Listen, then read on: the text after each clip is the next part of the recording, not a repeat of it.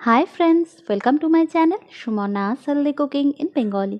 আমার চ্যানেলের আরেকটি পর্ব দেখার জন্য আমি আপনাদের সকলকে সাদর আমন্ত্রণ জানাচ্ছি। আশা করছি সকলেই খুব ভালো আছেন। কালকে হোলি, আর হোলিতে মিষ্টির রেসিপি শেয়ার করব না সেটা তো হতেই পারে না। তাই হাতে খুবই সময় কম, 10 মিনিটের মধ্যে তৈরি হয়ে যাবে এমন একটা ইনস্ট্যান্ট অসাধারণ মিষ্টির রেসিপি আজকে আমি আপনাদের সাথে শেয়ার করব। তৈরি করা ভীষণ সহজ, রেসিপিটা আপনারা দেখুন। এর আগে আমি হোলি স্পেশাল ওয়েলকাম ড্রিঙ্কের রেসিপি শেয়ার করেছি, যদি প্রয়োজন হয় লিঙ্কটা ডেসক্রিপশন বক্সে দিয়ে দেবো, চেক করে নিতে পারেন।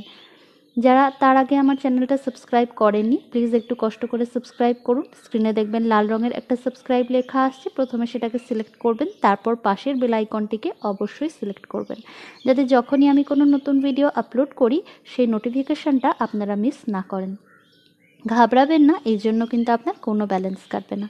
তো চলুন দেখে নিই 10 মিনিটের মধ্যে তৈরি হয়ে যাওয়া এই মিষ্টিটা আমরা কিভাবে তৈরি করব সেই পদ্ধতি। সবার প্রথমে একটা মিক্সার গ্রাইন্ডার জারে আমি পনির দিয়ে দিচ্ছি। পনিরটা রুম টেম্পারেচারে থাকতে হবে অবশ্যই, না তো ভালো ব্লেন্ড হবে না। পনিরটাকে হাত দিয়ে এইভাবে ক্রাশ করে দিচ্ছি, তাহলে দেখবেন খুব ইজিলি এটা মিক্সারে ব্লেন্ড হয়ে যাবে। আমি এটা ওয়েট মেশিনের ওপর এই জন্য রেখেছি কারণ আমি এক্স্যাক্ট নিজেও জানি না এটা কতটা পনির আমার কাছে ঘরে আছে। দেখুন, এটা 88 গ্রাম পনির আমার কাছে আছে, আমি পুরোটা দিয়েই করব। এবার এটার একটা স্মুথ পেস্ট আমি তৈরি করে নেব মিক্সিতে। করে নিয়েছি, দেখুন একদম স্মুথ হয়ে গেছে। এবার এর মধ্যে আমি অ্যাড করব 2.5 টেবিল স্পুন আটা। আমি ময়দা ব্যবহার করছি না, আপনারা চাইলে ময়দা ব্যবহার করতে পারেন। 1/2 টেবিল স্পুন দিলাম কর্নফ্লাওয়ার। 2 থেকে 3 ফোঁটা দিচ্ছি অরেঞ্জ ফুড কালার, এটা ন্যাচারাল আর এটাও অপশনাল, আপনাদের না থাকলে দেবেন না। 1/4 টিস্পুন দিলাম বেকিং পাউডার, আর জল অ্যাড করছি 4 টেবিল স্পুন মতো। কনসিস্টেন্সিটা আপনাদেরকে একটু বুঝে শুনে এটা করতে হবে। আমি প্রথমে 4 টেবিল স্পুন দিয়ে এটাকে একটা স্মুথ পেস্ট তৈরি করে নেব।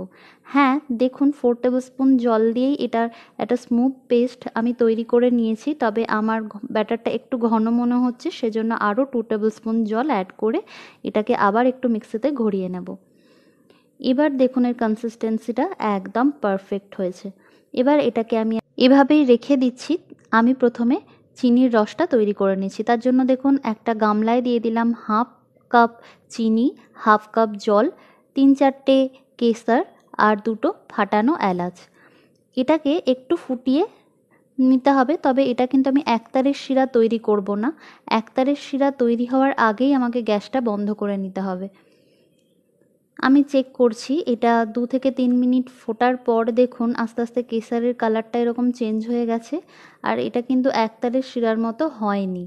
এবার এই স্টেজেই আমি গ্যাসটা বন্ধ করে এটাকে সরিয়ে নেব, না তো এটা কিন্তু একতারের শিরার মতো ঘন হয়ে যাবে।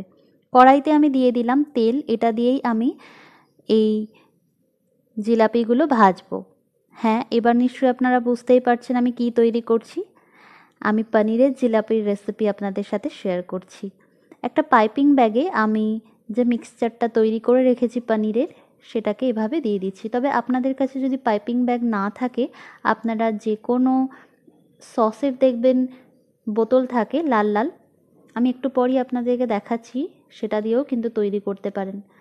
আমি পাইপিং ব্যাগের মুখে এরকম স্টার নজল দিয়ে দিয়েছি, এতে ডেকোরেশনে মানে জিলেপিগুলো খুব সুন্দর দেখতে হয়। আপনারা এই বটল দিয়েও কিন্তু তৈরি করতে পারেন। এবার তেলটা কিন্তু খুব বেশি গরম করলে চলবে না। তেলটা যখন দেখবেন হালকা হালকা একটু গরম হচ্ছে, তখনই এইভাবে ঘুরিয়ে ঘুরিয়ে জিলাপিগুলোকে দিয়ে দিতে হবে। আমি একদম ছোট ছোট তৈরি করছি, আপনারা বড় বড় চাইলে করতেই পারেন। আমি প্রথমে অল্প কটা দিয়ে আগে ফ্রাই করে দেখব পারফেক্ট হচ্ছে কিনা, তারপর আমি বাদবাকিটা সমস্ত দেব। ফ্লেমটা অবশ্যই একদম লো থাকবে, আর যদি আপনারা চান এটাকে কিন্তু ঘিতেও ভাজতে পারেন।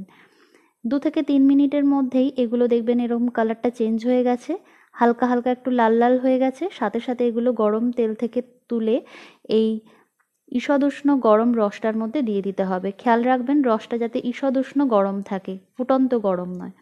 বাদবাকিগুলোকেও দেখুন ওই একইভাবে গরম তেলের মধ্যে দিয়ে দিচ্ছি, তবে খেয়াল রাখবেন তেলটা যাতে খুব বেশি গরম না থাকে, তাহলে হাতে এভাবে ঘুরিয়ে ঘুরিয়ে দিতেও অসুবিধে হবে।